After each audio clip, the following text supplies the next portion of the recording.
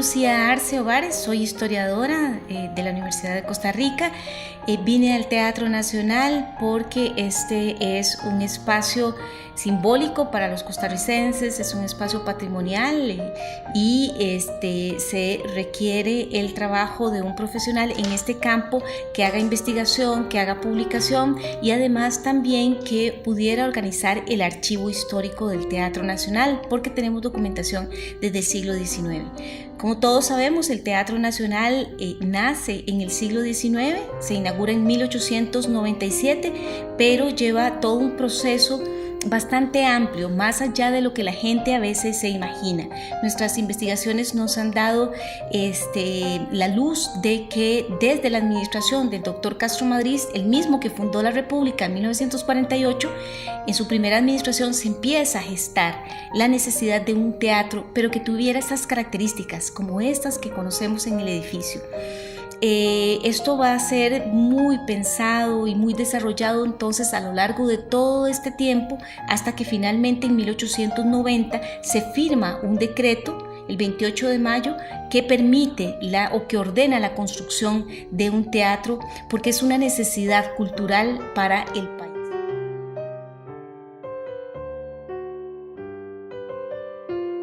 El Teatro Nacional tiene padres muy definidos. Siempre dicen, no sé si ustedes han escuchado, que uno es más hijo de su tiempo que de sus padres.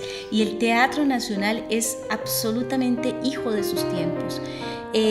Surge en el siglo XIX. Recordemos que en 1821 Costa Rica se está independizando después de 300 años de dominación española, y esto significa que el siglo XIX, en sus primeras décadas, es un momento histórico donde hay que construir el Estado. Entonces, establecer un sistema político, un sistema económico, y también derivado de esto, cómo se va jugando, dinamizando los diferentes sectores sociales y por tanto cuál es la cultura que está inmersa en medio de esos actores sociales, es crucial, o es la tónica en ese siglo XIX. Estos primeros pasos van entonces a estar encaminados hacia lo político, que va a tener un decanto hacia el sistema liberal, que es un modelo económico, político, social, ideológico, ¿verdad?, que va a sostenerse sobre todo en las ideas de la Ilustración y las ideas de lo republicano. A través del cultivo del café y del modelo de agroexportación vamos a sostener o financiar ese Estado y todas las actividades que se derivan de esto, y ¿por qué no? Se va definiendo ya un sistema totalmente capitalista, y por tanto vamos a tener diferentes grupos sociales. El Teatro Nacional nace en el momento en que el Estado costarricense se consolida. Ese es el contexto. Eso es como cuando uno se casa y lo primero que piensa es cómo va a comprar la casa, ¿verdad?, o el trabajo que va a tener, es decir, va a satisfacer las necesidades básicas. Pero cuando ya tiene eso dispuesto, entonces uno se puede poner a pensar un poquitito más, bueno, si yo con la platita que me queda puedo ir al cine, o puedo divertirme de tal o cual manera, o puedo viajar. Entonces los costarricenses, que a finales del siglo XIX ya tenían un Estado bastante definido bajo un modelo capitalista en lo económico, liberal en lo ideológico, en lo político, en lo filosófico, entonces empiezan a trazar mejor su norte en lo cultural.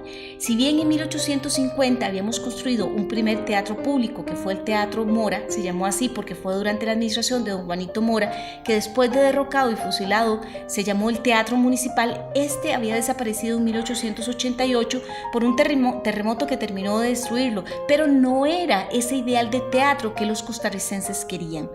Tener un teatro público significaba para la élite cultural costarricense poder enrumbar el anhelo de una sociedad civilizada, una sociedad civilista también, una sociedad con muchas posibilidades de crecimiento, totalmente republicana, basada en esas ideas, como les decía, la Ilustración, es decir, emulando mucho o copiando mucho las sociedades progresistas europeas. Y entonces el Teatro Municipal nunca cumplió con esas ideas, y yo siempre digo que la corona la cereza que corona el pastel de la consolidación del Estado es el Teatro Nacional. Es un teatro público, es un teatro excelso en su belleza, es un teatro historicista, es un teatro academicista, es un espacio totalmente pensado y altamente decorado, digno de orgullo, digno de todos esos anhelos de progreso y prestigio que pensábamos que debía ser la sociedad costarricense. El teatro, por tanto, en sus espacios escénicos, representa todo aquello que no se puede decir en la vida objetiva, en la calle, de tal manera que permitía, como cualquier otro teatro en cualquier época de la historia de la humanidad, formar, educar, modular. La gente que venía al Teatro Nacional no solo venía a recrearse, también venía a verse entre sí. Aprendía cómo comportarse. Si viéramos el reglamento de 1897, el primer reglamento que Rafael Iglesias Castro, presidente en ese momento, que le toca inaugurar el teatro, escribe, ¿verdad? Dice que no se permiten los abucheos, no se permite tirar cosas, no se permite, ¿verdad? Una serie de comportamientos. Les enseña a la gente en qué momento del espectáculo que predominantemente se presenta ópera, porque el Teatro Nacional es un teatro de ópera a la italiana, y entonces les enseña a cómo comportarse. Todos los grupos sociales vienen en diferentes sectores del teatro, pero vienen porque esa modulación va en medio de la homogenización y la diferenciación entre esos diferentes grupos sociales, va a modular ese potencial de sociedad que todos queríamos.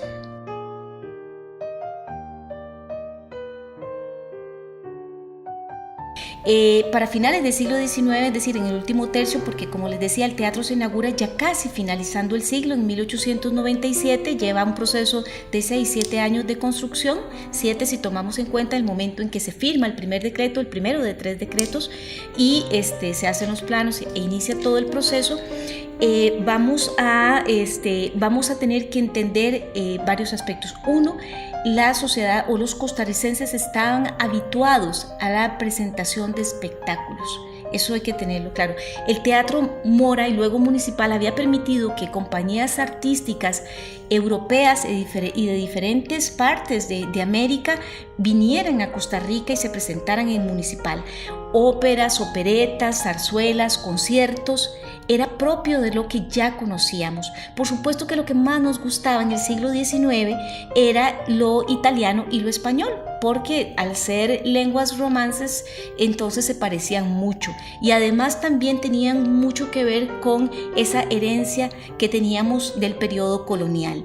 Es decir, no era algo tan ajeno a nosotros. Lo fue el ingreso del cinematógrafo, que precisamente se dio justo cuando el teatro se inauguró.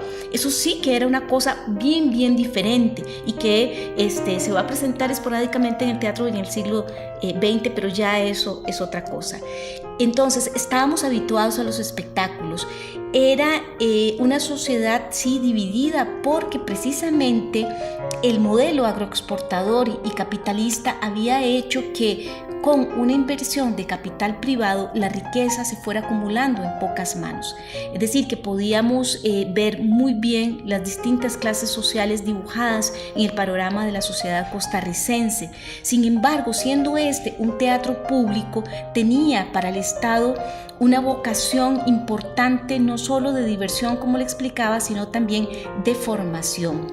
Y esto permitía que hubiese acceso y que habían subvenciones para las compañías que inicialmente se presentaron en el teatro, porque vamos a tener más artistas nacionales en la primera mitad del siglo XIX, en la primera mitad del siglo XX, y no tanto en los primeros años, me disculpo. Sin embargo, otro elemento importante que olvidé mencionar es que final del siglo XIX, San José particularmente, casi que lo que hoy llamaríamos el gran área metropolitana, pero particularmente la capital, estaba modernizándose. Entonces era habitual que otras construcciones estuvieran presentes en el paisaje urbano que todavía prevalecía en el casco más capitalino, y entonces vamos a encontrar una gran cantidad de construcciones. El Palacio Nacional, la Biblioteca Nacional, se había abierto un museo nacional que quedaba donde ahora queda la Caja Costarricense de Seguro Social. En esa esquinita era una casita, ¿verdad? Teníamos, bueno, la Universidad de Santo Tomás, que ya había cerrado cuando el teatro se construyó, pero estaba el edificio. Y el Liceo de Costa Rica, el Colegio Superior de Señoritas. Fuimos la tercera ciudad en el mundo que se electrifica, teníamos ya acueducto, de tal manera que hay un proceso de modernidad que no está ajeno para toda Latinoamérica, porque nos independizamos de forma casi simultánea, entonces vamos a llevar procesos muy similares. Esto a nivel del subcontinente, pero a nivel regional en Centroamérica, si bien El Salvador nos gana con un primer teatro que después va a tener algunos reveses, el Teatro Nacional sí era un edificio monumental y hermosamente decorado. Entonces, ¿cómo responden los costarricenses? Hay una gran expectativa. Mire, fíjese que en 1897 los costarricenses de todos los grupos sociales hacían fila durante el proceso de construcción, sobre todo ya decorativo en este último año, para entrar. Tanto es así que el Teatro Nacional recibía visitas guiadas antes de que se inaugurara. Entonces, el presidente Iglesias, junto con funcionarios de lo que se llamó la Secretaría de Fomento, hoy el Ministerio de Obras Públicas, que fueron los encargados del Teatro Nacional, siendo una obra de construcción desde sus inicios, 1890 y hasta 1846, porque no había un Ministerio de Cultura, sino hasta inicios de la década de 1970, preparaban las visitas. Entonces había una gran expectación y esto se incrementó por una razón. La fase de ornamentación o decoración es como, ¿verdad? Los últimos detalles, siempre lo que dura más. No sé si les ha pasado cuando construyen una casa, y el Teatro Nacional no fue distinto. Entonces fíjese que estaba planeado que el teatro se inaugurara primero el 15 de septiembre, por ser una fiesta patria tan representativa en un momento en que se está consolidando el Estado. Pero eso no pudo ser posible, ¿verdad? Estaban con los últimos detalles de los tapices, de las lámparas, las esculturas, el atraso de los barcos, porque la mayor parte de la ornamentación y los mármoles y los muebles van a ser traídos de Estados Unidos o de Europa principalmente, y entonces hay un pequeño atraso. No fue posible el 15 de septiembre. Bueno, entonces sino el 12 de octubre. La prensa, si usted la ve de ese tiempo, dice el 12 de octubre definitivamente se va a inaugurar el Teatro Nacional. Y porque bueno, en aquel momento era el Día de la Raza, ¿verdad? Ya dichosamente que hoy hablamos del encuentro de culturas, ¿verdad? Porque antes cantábamos Gloria Eterna, Colón Soberano, ya no tanto, pero entonces el 12 de octubre era otro elemento simbólico, ¿verdad? En el civismo nacional, y tampoco fue posible. Finalmente el 19 de octubre se llega a inaugurar el teatro y hay una gran expectación. Yo le puedo asegurar por las notas periodísticas que hubo reventa, o sea, las cosas no cambian en el tiempo, de boletos donde el teatro estaba lleno, abarrotado en ese primer momento, y la compañía que inaugura el Teatro Nacional, que se llamó la Compañía Artística Francesa Auvry, que era de un francés cuyo elenco había sido escogido por el Marqués de Peralta, que era el ministro plenipotenciario que teníamos, el diplomático que teníamos en Europa. Había sido muy cuidadoso el Estado costarricense en escoger el elenco, y desde abril de este año de 1897 ya se había contratado esta compañía, ¿verdad? Entonces había una gran expectación. El teatro para los costarricenses en el siglo XIX, en el siglo XX y hoy en el siglo XXI sigue asombrándonos, llenándonos de magia con igual expectación. Usted hoy entró y dijo: ¡wow! ¿Qué es esta maravilla? Pues nuestros tatarabuelos, los suyos y los míos, no se sintieron distintos.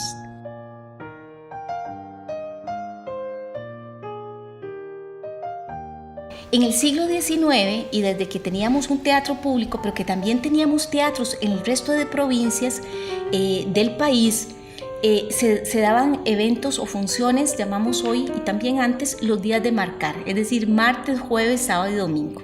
Entonces se escogió un jueves, un 19 de octubre, Eran las 7:03, como llamaban nuestros bisabuelos, es decir, a las 7:45 el espectáculo. Efectivamente empezó en punto. Usted se puede imaginar el teatro lleno en todos los espacios, la galería, los palcos medios, la luneta y la butaca. La gente hacía fila, unos solamente para asomarse por las verjas y otros con sus grandes trajes, los hombres todos de frac, guantes, sombrero de copa, ¿verdad? Y las mujeres, por supuesto, ampliamente ataviadas, porque en el siglo XIX y todavía a principios del XX, las mujeres representábamos la capacidad económica de nuestros maridos. Entonces teníamos que estar sombrero, sombrilla, vestido, capa y zapatos, todos del mismo color. Las mujeres menos pudientes habían empeñado algunas cosas, dice la prensa, para poder comprarse quizás no las telas que venían de París desde hacía mucho, porque la exportación de café había cambiado la cultura costarricense y teníamos un amplio intercambio con Europa. Entonces tal vez compraron encajes más sencillos, pero traían sus mejores vestidos, y esto no era solo para venir al Teatro Nacional, lo era para ir a misa. El cuidado de la moda era muy importante en el siglo XIX. Por esto es que también el reglamento dice muy cuidadosamente que todos los sombreros, paraguas, sombrillas y otros objetos deben dejarse en el guardarropa para no tapar a otros y también para no arruinar los pisos y las alfombras del teatro. A las 7:03 entonces la compañía francesa Aubry, con un elenco de más de 80 cantantes, músicos y otros, van a empezar el espectáculo. Se escoge Fausto, que es la ópera más reconocida en este momento en Europa, y el presidente Rafael Iglesias, que en ese momento estaba en ejercicio, había hecho una administración bastante autoritaria, entonces tenía quizás un poco de impopularidad, y entonces él no se arriesgó ese día a entrar por la puerta principal, sino que entró por la parte de atrás del teatro, que era el espacio donde ingresan los artistas, para evitar cualquier cosa. Fue llevado para inaugurar el palco presidencial. Él fue la persona que lo estrenó, digamos, y fue acompañado por su gabinete y los militares. Recordemos que el ejército en Costa Rica existe hasta 1949 y los militares van a ser muy importantes en este momento. Entonces, militares, miembros de su gabinete, su esposa, van a estar en el palco presidencial, y a los lados otros ministros y otros acompañantes en los palcos de los lados. Se dice que en el momento en que se da la inauguración, algunas artistas como Emily Mary, una de las cantantes más reconocidas por los costarricenses durante toda esa temporada, subieron al palco presidencial y le ofrecieron flores al presidente Iglesias. Entonces es el momento en que él la saluda, porque él nunca se para en el escenario para inaugurar el Teatro Nacional, probablemente por temor a ser abucheado. Una vez que esto sucede, se toca el himno nacional de Costa Rica, que tiene la misma música que la actual, pero una letra distinta. Recordemos que la letra que usamos en la actualidad es la tercera letra que tiene el himno nacional de Costa Rica, y seguido de esto, siendo la compañía que inaugura de origen francés, se toca la Marsellesa. Y entonces, con este acto oficial se da por inaugurado el Teatro Nacional. Una curiosidad que yo estoy segura que usted quiere escuchar es que un miembro de la compañía, probablemente el director de escena, que se llamó Jules Adelaic, se paró frente a todo el público y les dijo en francés que había uno de los cantantes principales de la ópera que no se sentía bien y entonces no iba a poder cantar, pero que no se preocuparan porque el elenco era muy robusto, iba a ser muy bien sustituido. La gente aplaudió muchísimo pensando que estaba dando por inaugurado el Teatro Nacional porque no sabían francés. Entonces, días después, la prensa se reía un poco, los costarricenses, diciéndole: miren, esos señores de la opinión pública, lo que dijo el señor fue que tal y tal cosa, ¿verdad? Y este día va a ser muy importante porque como había una gran expectación del Teatro Nacional, no solo en esos días, sino de tantas décadas de contar un espacio como este, del cual no solo los costarricenses se sentían en ese momento muy orgullosos, sino todos los centroamericanos, ¿verdad? Recordemos que hay una unión histórica muy importante al haber pertenecido todas estas naciones a una sola unidad que fue la Capitanía General de Guatemala. Por tantos siglos, nos representaba a todos. Y esto hizo también decir que el Teatro Nacional nunca llegó a inaugurarse, se había estrenado, mas no inaugurado. Y todavía eso lo tenemos en la memoria, ¿verdad? Porque los costarricenses esperaban que ese primer día fuera una función, ya sea con una compañía española o mejor aún, con artistas nacionales, en el peor de los casos italiana, y que la entrada fuera gratuita para todos los costarricenses, que el presidente diera un discurso inaugural, y nada de eso se dio por las circunstancias políticas que le explicaba.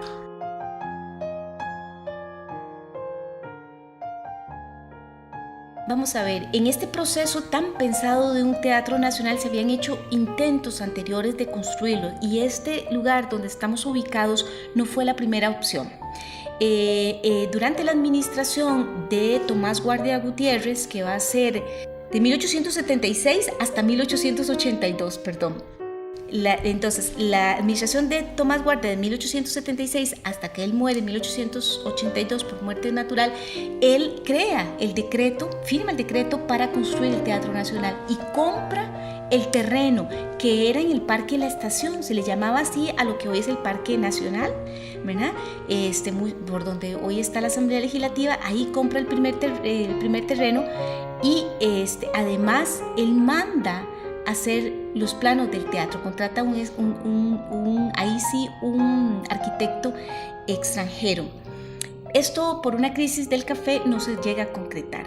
Cuando el teatro municipal estaba en funcionamiento y después ya cesa sus actividades, como le comentaba antes, y ya se decide en 1890 que se construya el Teatro Nacional por el primer decreto, se piensa que se haga donde estaba el teatro municipal, que quedaba donde está, vamos a ver, este sector es el Banco Negro, el Banco de Costa Rica, el sector que la esquina sería noreste, la esquina noreste, es decir, frente a una placita que está a la par de la Gloria y McDonald's. Ahí estaba el teatro municipal. Entonces, y también habían quedado muchos materiales, madera y otras cosas. Entonces, siempre pensando en ahorrar, decíamos que íbamos a utilizar esos materiales y también ese terreno, pero ese terreno era muy pequeño. Entonces, hacerlo un poco más amplio a partir de expropiaciones resultaba muy caro. Entonces, en esta manzana, que era un poco alejada en aquel momento del centro, ¿verdad?, o del corazón de la capital de San José, que era la catedral, que era el parque central y también ese espacio donde estaba la plaza de la artillería, por eso ahí estaba el teatro municipal, era muchísimo más caro, ¿verdad? Como que yo ahora quiero hacerme una casa en Barrio Escalante, ¿verdad?, que está tan de auge, y no fue posible. De tal manera que se pensó en este espacio, inicialmente se quería comprar toda la manzana, pero hay dos versiones, una que salía bastante oneroso, pero además que las tías de Rafael Iglesias y familia de él, que estaba en ese momento en el poder, no querían dejar sus casas, porque toda la manzana estaba construida, no era un espacio que estuviese vacío, no era un lote baldío, como si teníamos algunos otros, por ejemplo, el donde está actualmente el Hotel Costa Rica, era un espacio vacío, que tenemos fotografías que muestran ahí, hay una milpa, por ejemplo. Entonces, se logró expropiar este terreno, esta mitad de la cuadra, de la manzana más bien, y costó 62,000 pesos. Eso era 20,000 pesos menos de lo que costaba expropiar donde estaba el teatro municipal. Entonces, los planos se hicieron en la Dirección General de Obras Públicas, los ingenieros Guillermo Reitz y Nicolás Chavarría, que los dos eran costarricenses y muy jóvenes, el primero con 25 y el segundo con 21 años, habían estudiado en Bélgica y en Alemania respectivamente, y recién venían graduados, y fueron contratados entonces por la Dirección de Obras Públicas, que pertenecía a la Secretaría de Fomento, hoy Ministerio de Obras Públicas, y se inician con el proceso. Desde el momento de mayo que se firma el primer decreto, se empiezan a elaborar los planos, y el 15 de enero de 1891 se empieza a votar todo este espacio, ¿verdad? Y de ahí en más a construir el Teatro Nacional, que va a tener cambios a lo largo de estos 6 años, ¿verdad? Bastantes cambios. ¿Verdad? Entonces, básicamente estos son los detalles de la construcción.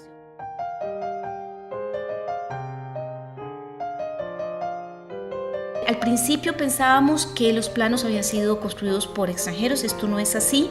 Otro elemento interesante, que quizás también está un poco de lo que me preguntaba antes, es, digamos, los procesos constructivos. Entonces, la obra gris fue hecha por 377 costarricenses, entre albañiles, carpinteros, hojalateros, pintores de brocha gorda, ¿verdad? O sea, el obrero que construyó, y se utilizaron más de 1 millón de ladrillos. Los ladrillos venían principalmente de Cartago, y es hermosísimo ver cientos de facturas que tenemos, ¿verdad? Con ofrecimientos de poquitos ladrillos, pero nunca hubo escasez, igual que la piedra que reviste los exteriores del teatro. Y los primeros planos van a ser modificados en ese proceso, y esto tiene que ver mucho con quienes estén al mando. Esto no ha cambiado en el paso de los tiempos, se lo aseguro. Nicolás Chavarría fue el director de Obras Públicas que inicia el proceso, pero cuando cambia la administración, bueno, don José Joaquín Rodríguez Iglesias empieza este periodo decretando la construcción del teatro, pero él termina su gobierno, su mandato, en 1894, y entonces le sucede ahí sí Rafael Iglesias. Más o menos quedó como en los mismos, porque era el Partido Republicano, y además Rodríguez Celedón era el suegro de Rafael Iglesias, de tal manera que vamos a tener una gran continuidad. Y entonces Rafael Iglesias, cuando entra al poder, sí cambia el director, y entonces este señor que vemos aquí, que era de nacionalidad mexicana, Ángel Miguel Velázquez, va a ocupar ese puesto. Y entonces él dice: no, hay muchas cosas en el teatro que no están bien, vamos a tener que corregirlas. Y entonces esto es en 1894. El teatro ya tiene toda su obra gris levantada, pero los planos de las fachadas van a cambiar bastante. Hemos contabilizado más de 100 planos del Teatro Nacional. Por supuesto, se incluyen no solo la estructura en su totalidad, sino detalles, etcétera. Y entonces algunas anécdotas es que en esta fachada oeste, es decir, la principal, íbamos a tener ahí, por ejemplo, grandes balcones. Al final solo se dejaron esbozados los balcones. No íbamos a tener un palco presidencial, sino que ahí iba a ser un balcón que daba hacia el escenario. No iba a ser una triada al ingreso, digamos, entramos al vestíbulo principal y luego pasamos a la galería de los Pasos Perdidos, que es el segundo vestíbulo, ¿verdad? Que tiene una división. En una triada tenemos 3 entradas y 2 escalinatas, ¿verdad? Esto iba a ser también diferente. Es decir, hay una serie de cosas que van cambiando. La construcción del foso para hacer un sistema que permitiera levantar el piso también se define en 1896.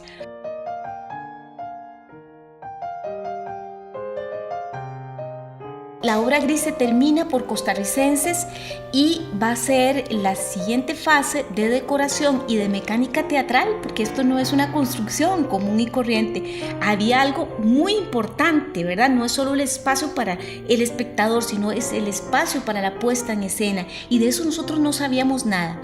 Ya durante los últimos quizás 30 años del siglo XIX, una serie de europeos, de constructores europeos, principalmente italianos, habían desarrollado un mercado cultural en América Latina, porque todos estábamos construyendo, como le comentaba al principio, y entonces vamos a encontrar gente como los hermanos Durini, Lorenzo y también Francisco, así como Gaetano de Benedictis y otros que participaron en las licitaciones que la Secretaría de Fomento sacó a concurso para entonces todo el desarrollo de la mecánica teatral y también de la decoración del teatro. Y entonces la mayor parte de las licitaciones la ganan los hermanos Durini, que se asocian con De Benedictis, y algunos problemas que teníamos que ya estaban instalados, como por ejemplo la cúpula que se trajo de Bélgica y que nunca llegó a calzar perfectamente, es decir, el teatro antes de que se inaugurara ya el agua de la lluvia se metía, entonces había cosas que corregir, ¿verdad? Y entonces se trae a un constructor milanés que se llamó Cristoforo Molinari y que ayudó significativamente a arreglar todas estas cosas que debían mejorarse, ¿verdad? Entonces vamos a tener como dos fases, una fase guiada mucho por los costarricenses y otra fase que va a ser propositiva de los contratistas que ganan la decoración. Entonces vamos a tener cambios sustantivos como este que usted menciona. Se construye una mecánica que permite levantar el piso de la luneta para tener un gran salón. Estos italianos decían en las cartas y en los contratos, decían: miren, nosotros a ustedes les vamos a dar a los costarricenses el mejor teatro del mundo, con toda la modernidad que existe, ¿verdad? Con lo último de la moda en tramoya, en mecánica teatral, en teatros que está imperando en Europa. Eso es lo que ustedes quieren, eso es lo que van a tener. Van a tener que pagar un poquillo más, eso sí, pero vamos a tener. Entonces metieron, por ejemplo, cambios en los tonos de los mármoles. Esto no se daba en cualquier parte del mundo.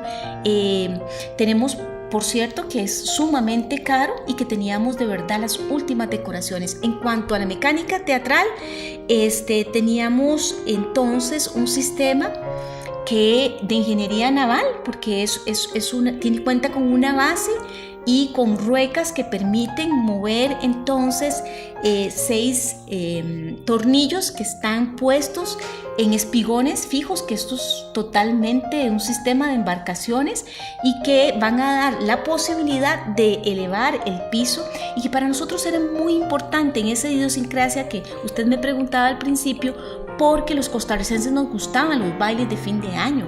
Nos gustaban esas grandes cenas de gala, ya sea para los militares, ya sea para la sociedad, y también una serie de actividades que no necesariamente se desarrollaban en otros teatros, pero en el nuestro sí. Hay que recordar que el teatro además tenía otros encargos, no solo las puestas en escena, era la casa del Estado. Era ese lugar donde se realizaban las conferencias, donde hemos recibido por 120 años dignatarios de todas las partes del mundo. Hemos recibido grandes líderes del mundo, como religiosos, como por ejemplo el Dalai Lama.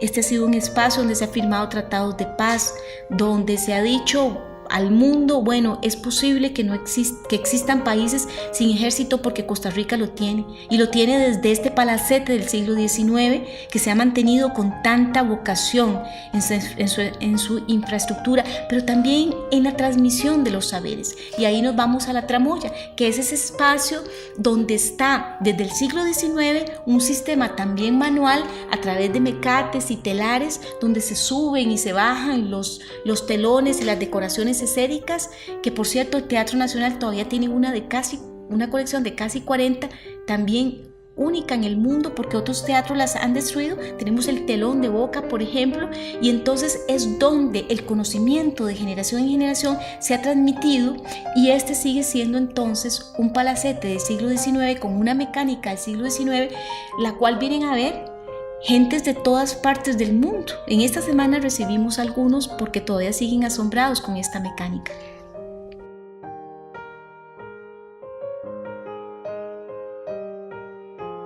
Mire, esta pregunta que usted me está haciendo yo me la he hecho por 10 años. Es una pregunta muy pensada, muy inteligente, ¿verdad? Porque quizás lo más fácil era pensar que la decoración debía salir como una exigencia de quienes contrataban la edificación, es decir, del Estado costarricense. En ese momento, bueno, las administraciones de Rodríguez Celedón y de Iglesias Castro. Recordemos que ellos eran masones. y que tenían un sentido de la estética y del simbolismo profundos, pero muy profundos. Entonces, y podemos ver montones de elementos de la masonería para que, o sea, un ejemplo claro está en este salón. O sea, la decoración es excelsamente masónica. Si no, vea la flor de lis presente en este tapiz. Sin embargo, hemos podido profundizar en las investigaciones y nos hemos dado cuenta que fue un híbrido, quizás, digamos, los contratistas, que ya le mencionaba algunos nombres europeos y particularmente italianos, todos van a tener muy claro la solicitud del Estado costarricense. Ellos saben que tiene que ser un edificio monumental desde el punto de vista arquitectónico, que las corrientes arquitectónicas tienen que evocar lo más hermoso del neorrenacentismo, para darle ese matiz y esa sensación de algo que esté muy cultivado. Y entonces, por ejemplo, vemos corrientes más alemanas en la parte externa, ¿verdad? Neopaladianas, si se quiere, y muy presentes quizás durante ese siglo y todavía mucho antes en construcciones europeas, y por dentro totalmente decorado, ¿verdad? Aquí encontramos rococós, encontramos muchísimas decoraciones que presentan, digamos, un eclecticismo propios de lo que está en boga, y también una gran cantidad de elementos, si se quieren, grotescos. Es decir, hay una combinación entre la exponencial elementos de la fauna, de la flora y también humanos. Entonces, el teatro es esa propuesta o esa exigencia de quienes contratan, es decir, el Estado, más todo aquello que vienen a ofrecer quienes ganan las licitaciones. Como hay concurso de diferentes oferentes, todos europeos, entonces cada uno de ellos, para ganar la licitación, va a ofrecer lo mejor. Entonces vamos a tener elementos que muy pensados, como le mencionaba. El teatro entonces es un teatro historicista, es decir, responde a una época, ¿verdad? Y también es academicista. Para poder comprenderlo, ¿verdad?, tenemos que tener ciertos conocimientos básicos, y también toda su decoración fue diseñada entre Costa Rica y Italia. Entonces, los hermanos Durini, por ejemplo, que fueron los que ganaron la mayor cantidad de licitaciones, van a tener un conjunto, un equipo de ingenieros en Italia que van a contratar en los mejores talleres, sobre todo en Milán, que eran donde estaban las mejores escuelas. Por ejemplo, la escuela de Brera, que era una escuela que tenía grandes discípulos, y entonces ahí se encontró a gente como Aleardo Vila, Carlos Fontana, Pietro Bulgarelli y otros que van a crear todo el conjunto escultórico y también las pinturas. Van a venir solamente 2 artistas italianos a Costa Rica, y que van a hacer algunas de las pinturas, como Paolo Serra y los hermanos Fontana, pero la mayoría de ellas, que son óleos pintados sobre lienzo, van a venir enrollados en paños y van a ser colocados sobre nuestros cielos rasos hoy en día.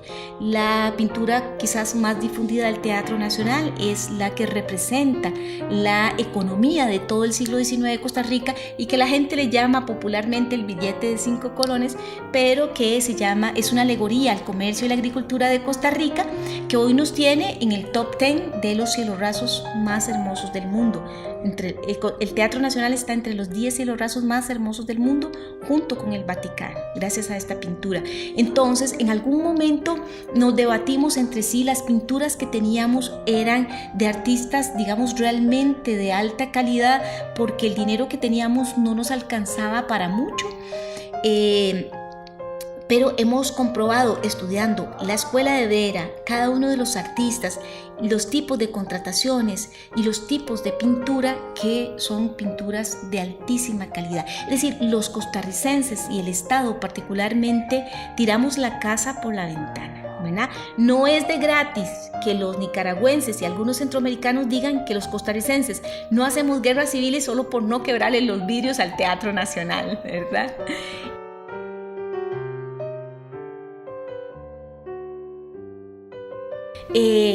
Bueno, es interesante mencionar que el Teatro Nacional, cuando se crea, va a tener, digamos, principalmente una figura de administrador o director. Casi que este fue él, junto con el conserje, y digo él porque fue hombre por mucho tiempo, va a tener, digamos, en sus manos todo el peso del Teatro Nacional, ¿verdad?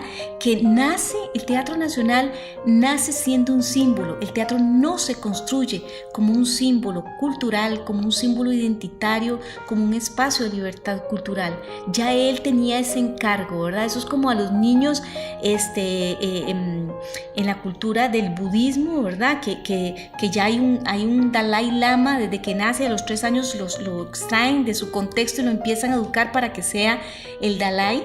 Y el Teatro Nacional ya fue forjado desde la misma concepción ideológica como tal. Y entonces, tiene una figura de un director. Y a lo largo de 120 años hemos tenido 11 directores, pero fíjese que uno de ellos fue director por 42 años. Octavio Castro Saborío, que era historiador empírico, era militante de afiliación, seguramente era la reserva, bolivariano hasta la muerte. Va a impregnar su sello por décadas y décadas en una gobernanza vitalicia, porque él se queda hasta que muere. Y después la otra figura interesante de destacar durante todo este periodo es Graciela Moreno Ulloa, no sé si la recuerdan, ¿verdad? Mucho más reciente, gobernó 28 años el teatro. Digo gobernó porque tiene que ver con estas acepciones. El Teatro Nacional, y entonces ambos le van a dar, digamos, un matiz muy interesante al Teatro Nacional. Recordemos que Graciela Moreno era hija del doctor Moreno Cañas, también una persona muy, muy emblemática en Costa Rica, que aunque era médico, era una figura política que fue asesinado, y yo todavía veo gente que usa la estampita del doctor Moreno Cañas. Entonces imagínense el poder de doña Graciela, sumado, o sea, en esa simbiosis con ser directora del teatro por casi 30 años. Entonces, la programación del teatro y el quehacer en términos de la conservación del edificio y los usos políticos van a tener que ver mucho con la forma en cómo estos directores van a ir dinamizándolo. Pero ciertamente el siglo XX es el siglo de todos los totalitarismos. Ya usted lo mencionó, empezamos en 1917 con el golpe de Estado de los Tinoco, que está hasta el 19, el triunfo del socialismo con la Revolución Rusa, luego viene la crisis del 29. Efectivamente, usted hizo un recorrido histórico excelente. Antes la Primera Guerra Mundial, el periodo entre guerras, la Segunda Guerra Mundial, después viene la Guerra Fría, la crisis económica de la década de 1970, etc. El teatro va a tener que sortear todos estos momentos, y quizás una cosa que le dificulta es el hecho de que no existan políticas culturales, porque no tenemos un Ministerio de Cultura sino hasta 1971, y entonces estaba en manos del gobernador de San José la programación. Es un espacio de Estado y respondía entonces a quien estuviera en el mando, más la fuerza y el brazo político del director. Es muy interesante. Lo cierto es que el teatro va a tener quizás un norte, y además de sortear esto, es esa casa de Estado que va a ir modulando y agrupando. Cuando surge, tiene un elemento adicional, ¿verdad? O sea, yo le decía, es la cereza que corona el pastel, ¿verdad? En el proceso de consolidación del Estado. Pero si si una dificultad tuvo que superar esa construcción del Estado en el siglo XIX, van a ser los localismos. La gente, cuando nosotros nos independizamos, no se visualiza costarricense. Yo soy Josefina, usted es Cartago, ella es liguista. ¿Ya? Entonces, vernos como costarricenses es una tarea de cohesión nacional que el teatro logra amalgamar. Y digamos, esta tarea y esta posibilidad infinita que el teatro tuvo, la va a mantener a lo largo de los siglos. Y no es distinto, digamos, en la actualidad. Al ser casa de Estado recibe a todos. Un ejemplo de ello, ahora que usted mencionaba la dictadura de los Tinoco, es que Federico Tinoco hace un evento en el momento en que llega al poder, ¿verdad? Porque como es un mandato de facto que ni siquiera llega a ser reconocido por Estados Unidos, presentarse en el Teatro Nacional y además traer a Ana Pavlova, la más importante balletista de todos los tiempos, eso no era cualquier cosa. Había pasado, estaba todavía la Primera Guerra Mundial, ¿verdad? Que estaba terminando con muchas dificultades porque el Acuerdo de Versalles no es algo, el Tratado de Versalles no es algo que dejó a nadie contento, sino más bien con sangre en el ojo, y nosotros estábamos salpicados de ello al tener una economía totalmente dependiente de lo que pasara en Europa, porque ellos eran nuestros principales socios comerciales. Y entonces así podemos ver a lo largo del tiempo cómo se va comportando Rafael Ángel Calderón Guardia, que llega al poder en 1940, y su primera esposa van a trazar sus políticas de Estado en el Teatro Nacional. Entonces, por ejemplo, aquí sacan una política de calzar a todos los niños costarricenses por razones de salud, etc. Entonces, el teatro es ese espacio donde todo se presenta. Yo no sé si usted recuerda, durante la administración de Reagan, que vino a Costa Rica en una cumbre latinoamericana, bueno, más bien americana, y Sergio Ardón, que era un diputado, de los primeros diputados, bueno, no el primero, por supuesto, ya el Partido Comunista llega a tener diputados después de la alianza que establece con Calderón Guardia, pero era de un partido de izquierda, y cuando Ronald Reagan está dando su discurso, él se levanta y le dice algo como yanqui, imperialista, no sé cuánto, ¿verdad? Y Ronald Reagan, que no sé si le entendió o no, pues se levantó y salió muy bien de paso, diciendo, bueno, esas cosas son posibles en un país como Costa Rica y en un lugar como el Teatro Nacional, donde la democracia y la política y el civilismo aquí se cuecen.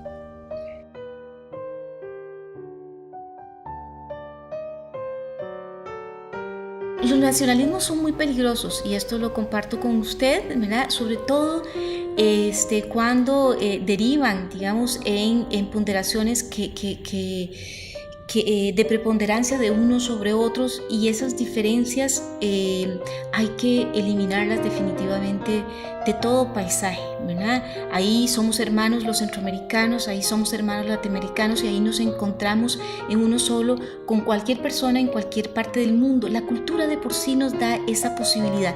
Entonces el teatro, pero el teatro tiene como estos dos elementos: de alguna manera nos hermana, y de otra manera nos da, le pone esa salsita Lizano al gallo pinto, ¿verdad? Es decir, le da esa particularidad que toda sociedad de alguna manera construye como un común denominador, que viéndola desde su propia historia y desde sus raíces, desde sus particularidades, desde ese alimento, digamos, al espíritu, nos da sazón, ¿verdad? Entonces, por ejemplo, aquí han venido y nos ha correspondido como atender gente de todas partes del mundo, inclusive altos mandatarios de monarquías prevalecentes en Europa, en donde probablemente hasta viven en palacios aún, ¿verdad? Y nos han dicho que el Teatro Nacional tiene gran singularidad y sobre todo una gran vocación por la conservación, como le mencionaba antes, pero también hace que ellos se encuentren, ¿verdad? Y que podamos hablar bajo convencionalismos culturales en un mismo idioma, no importa cuál sea nuestra lengua. Pero por otro lado, el Teatro Nacional, que comentábamos antes, ¿verdad? Nace con ese encargo de agrupar